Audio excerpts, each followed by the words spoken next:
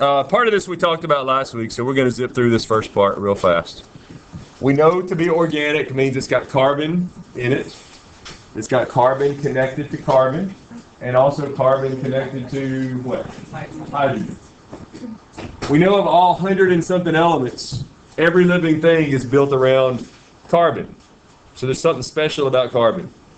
And there's several things that you ought to know, and I hope you already do know about it, that make it special. One, it's small, which means when it makes bonds, what kind of bonds does it typically make? Strong ones, because the electrons, the valence electrons, are near the nucleus, so they're held on too strongly.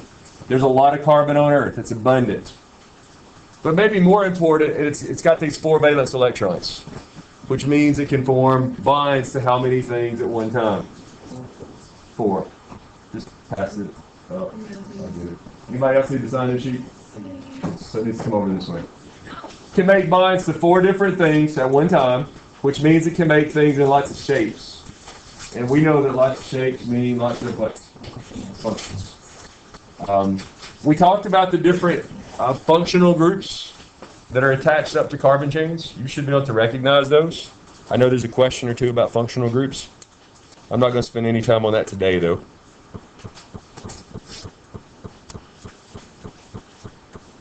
I will briefly mention these 2 types of reactions that are really important to know. Monomers, the building blocks of organic chemicals, get put together during condensation, synthesis, or what's another word we might use for that? Dehydration reactions. And in terms of metabolism, what kind of reactions are these? Okay? Try it again. Anabolic. Anabolic build, catabolic break apart. So when we're talking about breaking apart, we're talking about hydrolysis most of the time. And in terms of energy, hydrolysis reactions are usually exergonic. They're usually giving off energy. And catabolic reactions over here are usually endergonic, taking in energy. Now, these 4 groups of macromolecules, biological macromolecules. The carbs we talked some about last time, so we're going to blow through those pretty quickly here. In nature, in biology, carbs have 2 main functions: store energy, quick energy, and to build things, structure. There's lots of different kinds of carbs. The most simple ones are monosaccharides, like glucose and fructose and galactose. Those 3 things all have the same molecular formula, C6H12O6. And because of that, they're called what? Triisomers. Same pieces, different arranging. Slightly bigger sugars made of 2 of those put together are disaccharides. And then, well, before we get to the next ones, anytime you see these rings like this in biology, hexagon-shaped rings or pentagon-shaped rings, it's probably a sugar, probably a monosaccharide.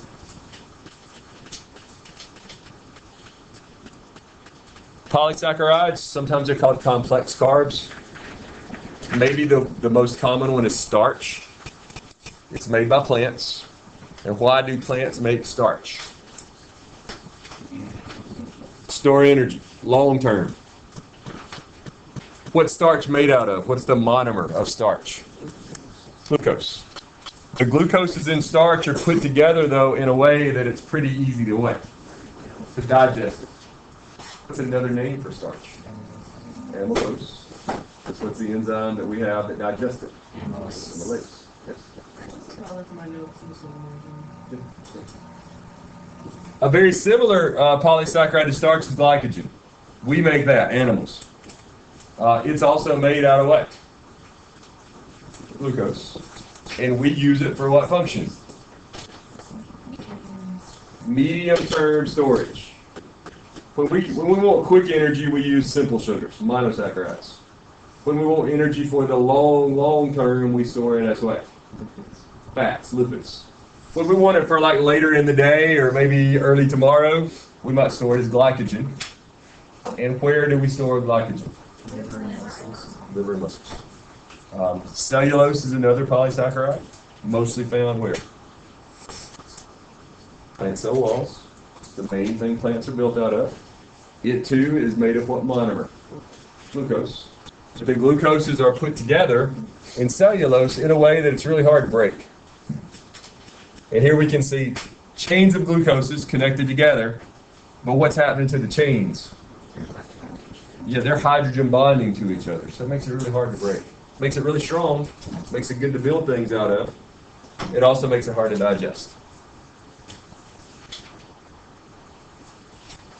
Lipids, fats, oils, waxes, even steroids are all lipids. They're made of these same three elements, carbon, oxygen, and hydrogen. But which one of those three is there not much of in lipids? Not much oxygen, which means there's not a whole lot of electronegativity going on, which means lipids are usually what? Not polar, which means they don't like what? They don't like water. They're insoluble in water. Probably the most common lipid, the one we deal with in biology, is what we call a fat, or the triglyceride. Let's look at a picture of that. This is a triglyceride. The name's sort of self-explanatory. It's built around glycerol, this thing right here, which is an alcohol. And the tri part refers to the fact that it's got three long chains attached to it, carbon-hydrogen chains, and those are called fatty acids. We know that fats store way more energy per gram than all the other macromolecules. From looking at this picture, how come? It's got a lot of bonds. And in chemicals, energy stored in the bonds. So there's lots of bonds. Let's think about something for a minute. If when we're doing cell respiration on something, if we eat fats, can it go through glycolysis? Can you run fat through glycolysis? Okay. Typically, it doesn't go through glycolysis at all. It skips straight to what? Krebs cycle. But what has to happen before the Krebs cycle?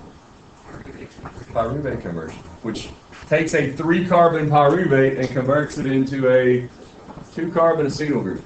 Well, what happens is that this thing just gets broken up into chunks of what? Chunks of 2. 2 carbons, that's an acetyl group.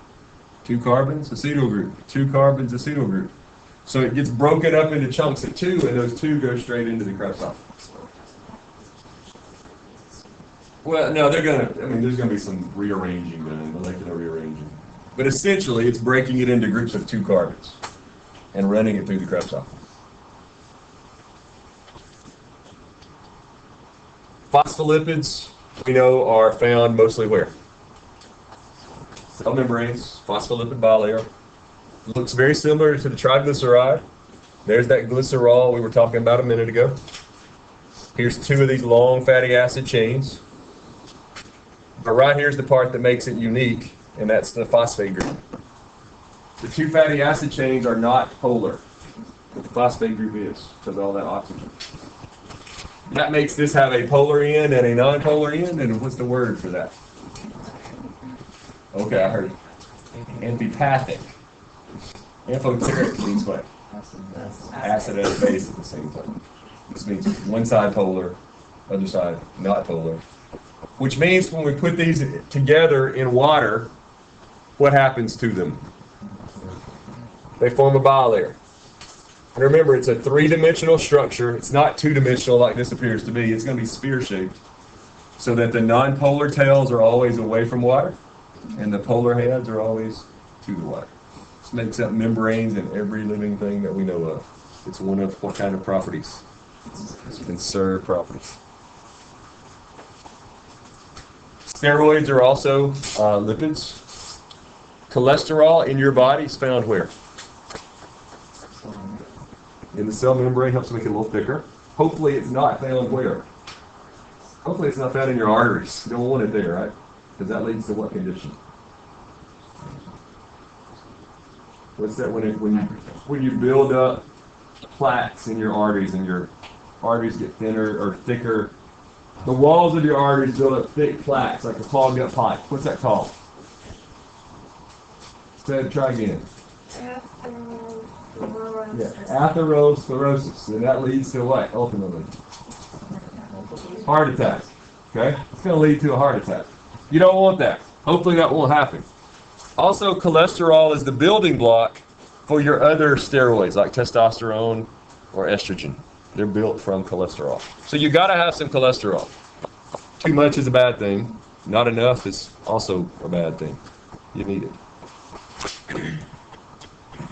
All right, with proteins. One thing that you got to be able to do is you need to know the structure of an amino acid. And let's look at a picture. There's amino acids. Carbon in the middle. What's that group right there called, that functional group? Carboxyl. That's on one side. On the opposite side is this group, and that's the amino. We got a hydrogen on another side. This part is the same in every amino acid. How many amino acids are there in biology? 20. So those 4 pieces are the same in all 20. This is the part that makes it different. Makes each of the 20 different from each other. And you might see it drawn like this in a neutral form. You might see it drawn like this when it's ionized. Realize those are essentially the same picture though. The only difference is this H breaks off. And this accepts an H. And this kind of illustrates Emma's word a minute ago that she used. The carboxyl side is what kind of chemical? It's giving off an H, so it's acid. The amino side is taking in an H, so it's what? A base. So Emma, amino acids are actually what? Amphoteric. Acid and base at the same time.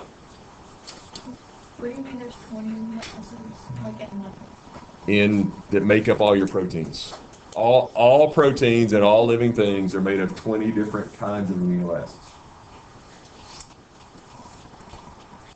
Another thing that we talked about was, well, before we do that, here's just some pictures showing you what R groups look like.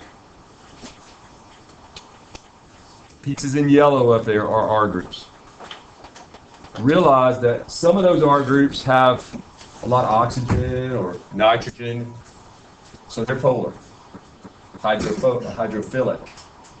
Other R groups don't have much oxygen or nitrogen or anything like that, like these, and they're hydrophobic. That's really important because what does that help to determine? The shape. If you have a chain of amino acids like this, and by the way, what's the name for a chain of amino acids? Polypeptide. If these two amino acids in the middle are hydrophobic, and all the rest of them are hydrophilic, when this gets into water, what's going to happen? These two here are hydrophobic, and all the rest out here on the sides are hydrophilic. What's going to happen when they go into water? It's going to bend so that those two hydrophobic ones are going to end up where? In the middle, as far away from water as possible. That's one of the most important things that determines the shape of a protein.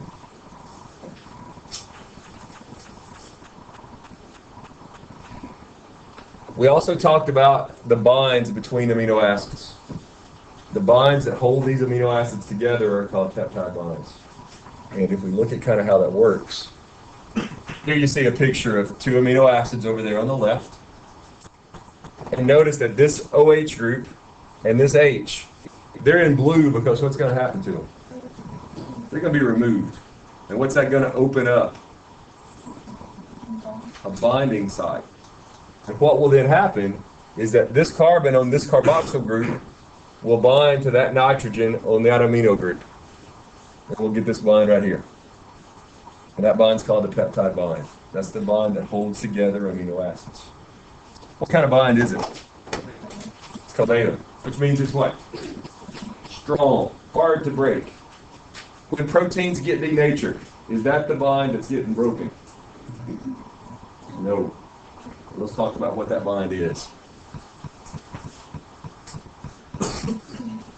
4 levels of protein structure that I hope you know already. So let's remind ourselves. The most basic level is called the primary structure. That is simply what? Which amino acids are in the protein? What order are they in? That's decided by what? That's coded for by your DNA. That's the only thing your DNA does, really. It codes for the primary structure of proteins. What amino acids are put into the protein, what order are they in? That's primary. Secondary. These polypeptides, different sections end up bending and twisting into different shapes. Certain sections of a polypeptide bend and twist into certain shapes. A lot of times it's a helix, or sometimes it's what's called a pleated sheet, which is like a hills and valley kind of thing going on. What tends to hold that shape into place? Hydrogen bonds between, between polar amino acids. Polar things make hydrogen bonds, right? What do we know about hydrogen bonds, though? Weak or strong? Pretty weak. Together, they're pretty strong. But each one's still pretty easy to break. When we talk about denaturing something, that's one of the things that's getting broken, right? Those hydrogen bonds. Move on up to tertiary structure, the third level. Tertiary is the overall shape of one entire what? Polypeptide chain. That's held in place by what? Hydrogen bonds still, but also the disulfide bonds, which are bonds between what? Sulfhydryl groups found in a couple of different amino acids, like cysteine, for example. And then finally, we get to the quaternary structure, the fourth level. Most proteins are made out of several of these polypeptide chains all wrapped together. And that determines how the different chains wrap together. That determines the overall shape of the protein, the quaternary structure. For example, what's the protein in your blood that's built around iron? Hemoglobin. That's actually made of 4 chains, 4 polypeptides, twisted and bent and wrapped together to make the quaternary structure. When we talk about denaturation, what are some things that can cause it to happen? What kind of temperature? High temperature. What kind of pH? Anything except what? The optimum. It can be high, it can be low. Either way is not good for the enzyme. What's something else? Salinity. Too salty, not salty enough. Those can cause the same kinds of things to happen. What levels of structure tend to be changing when denaturation is happening? The second and the third. Secondary and tertiary. The places where the hydrogen bonds are really important. The places where the disulfide bonds are really important. Those are easy to break, easy to change. All right. Let's see. All right, just a little bit about nucleic acids. There's 3 nucleic acids already listed up there on the screen for us: DNA, RNA, and ATP. But we've been talking about several other ones lately in class. Name me another one. NAD, NADP, NAD+, NADH, FADH2, FAD, all those electron carriers fall into the same category. Now, most nucleic acids are polymers, which means they're long chains, right? But maybe the most important one, well, it's arguable which one's the most important. But ATP is not. ATP is a single nucleotide, correct? They're all made of nucleotides, though. Some may be made of one of these. Some may be made of thousands of these. Each nucleotide looks like this. In the middle, sugar. That's DNA. What's the sugar? Deoxyribose. If it's ATP, what's the sugar?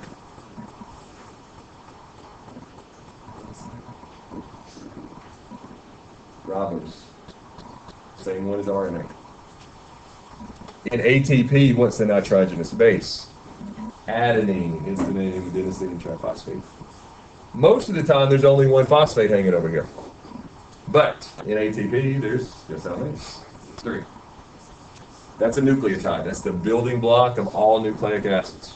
DNA, RNA, ATP, NADP, NAD, FAD, all those different ones.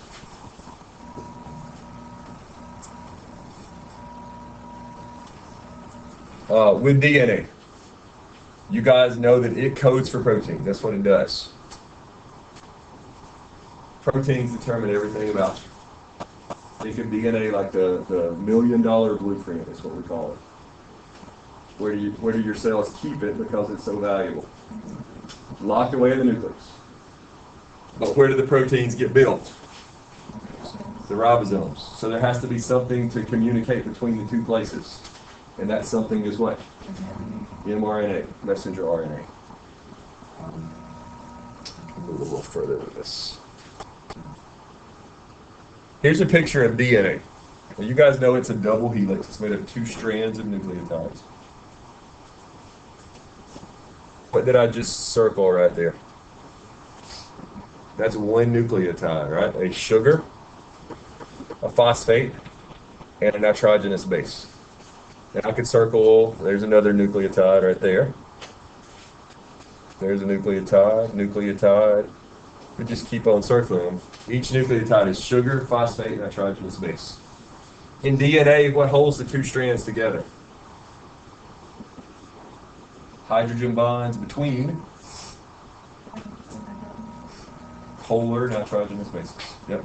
A always bonding to T, and G always bonding to C.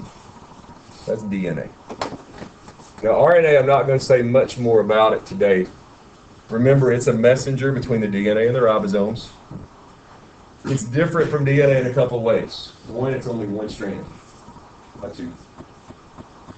It's not stuck in the nucleus. It can move. Its sugar is a little bit different, ribose instead of deoxyribose. And one of its nitrogenous bases is different. What would DNA have there? Thymine instead of uracil. But I want to look at a picture of RNA. Again, you can see it's a single strand of nucleotides. Each one of these things I'm circling is a nucleotide. Now, for viruses, that's kind of important. Some viruses are RNA viruses. What do we know about RNA compared to DNA? It mutates way easier. There are some scientists that think that RNA came first and that it was the original genetic material. But when some things mutated to have double-stranded instead of single-stranded stuff, what did that mean for those double-stranded things? What would DNA be better than RNA? It's a lot more stable. Most of the time, mutations lead to what? Death. Okay? Most of the time, mutations lead to death. So if you have a genetic material that's mutating all the time, that's probably not very good for your survival. So when DNA came along, it became the dominant genetic force because this is not so good in terms of stability. But what does that mean about RNA viruses? They mutate a lot, which means they're what? Yeah, they're dangerous. You can't create a vaccine against them that works long term because every time we make one that works, they mutate again and it doesn't work anymore. Things like the flu, Ebola, HIV, those are all examples of what we call retroviruses. With ATP, you guys ought to know this by now, there's the hydrolysis of ATP, showing you that ATP will break down into ADP and P, and when it does, it releases energy. Energy that can be used to power what? Endergonic reactions of your body. If we look this way, though, what are we looking at? That's ATP synthesis, which we might call, or chemiosmosis is a good word. What else, though? We might call it phosphorylation. What else might we call it? We might just say cell respiration, right? There's lots of ways we could describe what's going on there. The point being, this is making the ATP. This is hydrolyzing the ATP. So flu and Ebola, they're retroviruses that are RNA viruses. RNA viruses, which means they're always mutating and changing. So is that what a retrovirus is? A retrovirus is an RNA virus, yes. So like, what would you say defines retrovirus? The fact that it's an RNA virus. And are all nucleic acids electron carriers? No. just like NADP and NAD+. All right, we got a few minutes, so we're going to start talking a little bit about cells. That's the main thing that we need to review next week.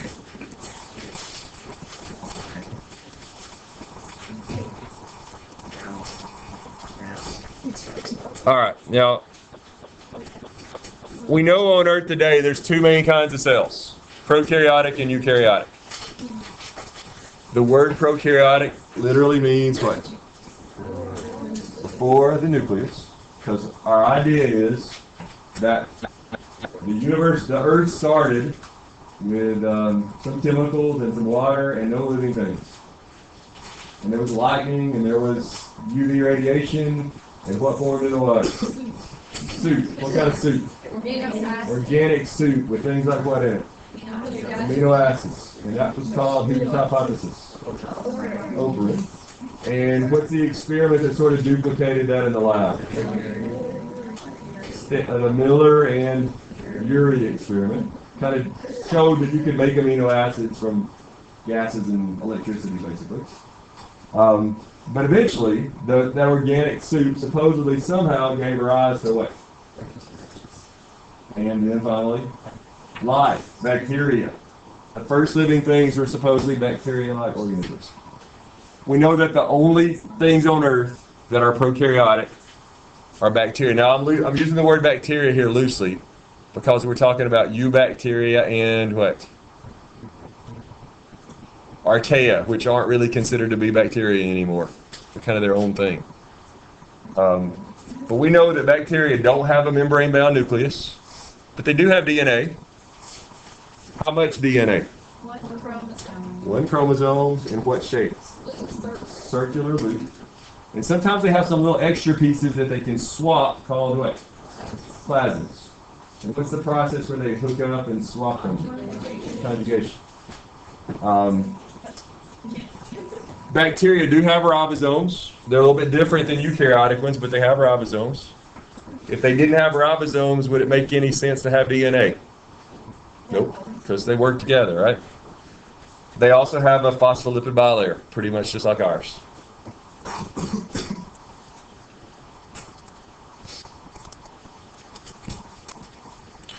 Eukaryotic, we know means true nucleus.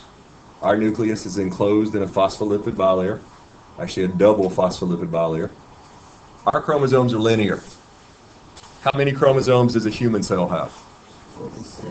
46. But let me ask you this is important to understand. You ladies, just you ladies, how many different kinds of chromosomes do you have? Just the ladies in here, how many different kinds of chromosomes do you have? I'm hearing all kinds of stuff. 46. Y'all are confused. You ladies have 23 different kinds. Yeah, I know. I heard you. I heard you. I wasn't saying you were wrong. But you ladies have 23 different kinds, and how many of each kind? 2 of each. One you got from dad, one you got from mom. All your cells have 23 pairs of chromosomes, which means your cells are all what? You have pairs of chromosomes. You are diploid. You have 2 of each. Diploid. Okay? Us guys, how many different kinds of chromosomes do we have? 24 different kinds. Now here's why. We have 22 sets of 2, just like you ladies. Our first 22 sets could be identical to your first 22 sets. Maybe identical is a loose word to use there. Not identical, but very similar. Our last set, though, is what? What's the last set of chromosomes called? What's the general term for that? The sex chromosomes. You ladies have a set of X's. You have 2 X's, which have similar functions. Us guys have an X, which does certain things. And then we have a Y that does completely different things. They are not a pair. So we have 22 pairs plus 2 eyeballs. That becomes a problem, because in that last set, what happens if our X or our Y has a mutation on it? We're in trouble, because we don't have a backup plan. And that's why guys get more genetic diseases than women do. Because that last set of chromosomes, we don't have any protection there. Okay? Ladies do. Our eukaryotic cells have membranes, phospholipid bilayers. We have all kinds of membrane-enclosed organelles, mitochondria, Golgi, so on. Most eukaryotic things are multicellular. Not all. What's a eukaryotic thing that's not multicellular? Yeast, that's a fungus. What else? Eukaryotic thing that's not multicellular. Somebody said it. Protists, like parameciums and amoebas. But most are. Most are multicellular. The advantage of having multiple cells, trillions of cells like we have, is number one, it allows us to divide up the labor, divide up the work. Our cells become specialized.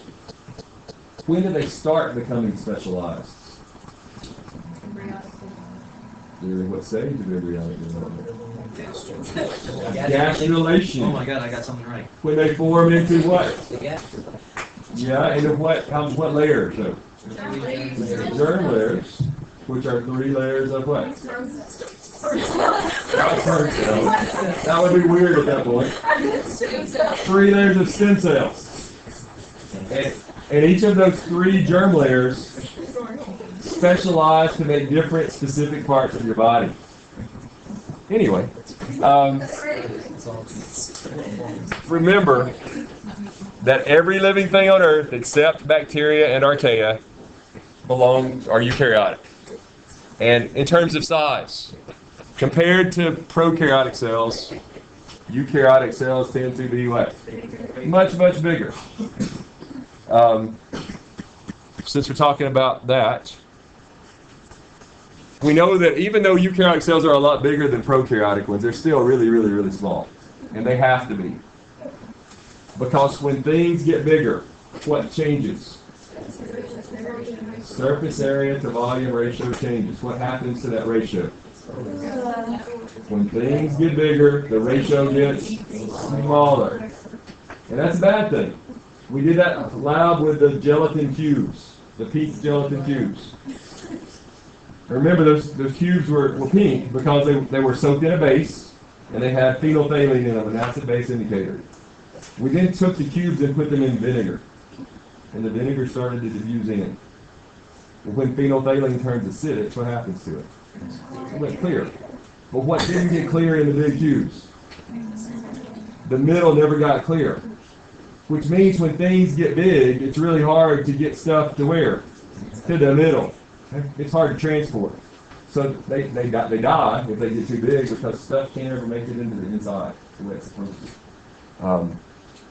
And I'll end with this point today. We're talking there about cells.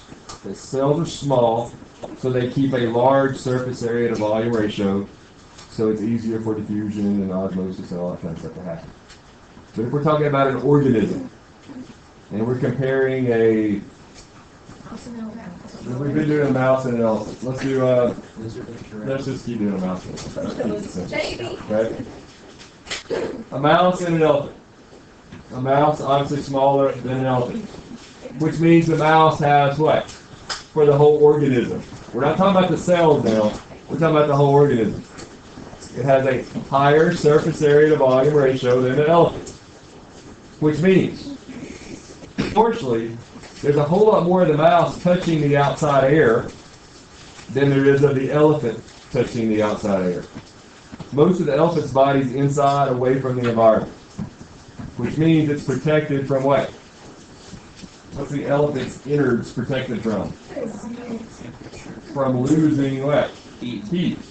The mouse is a lot worse about losing heat because more of its body is in contact with the environment. They're both what kind of animals? Warm-blooded endothermic mammals. Endotherm is the key word. They want to maintain a constant temperature. For the mouse to do that, what's he got to do compared to the elephant? He's got to work way faster. He's got to do a whole lot more what? Cellular respiration. His metabolism has to be way higher than the elephant because he's losing heat like crazy. The elephant's way more efficient. He's not losing nearly as much heat. The mouse has to eat more per, I'm not talking about, per cell, the mouse has to eat more, right? Because he's way less efficient than the elephant. When organisms get bigger, they become more efficient in terms of using energy because more of their bodies are away from the environment, inside, protected, insulated, where they're not losing energy. Make sense? Good place to stop. Go home.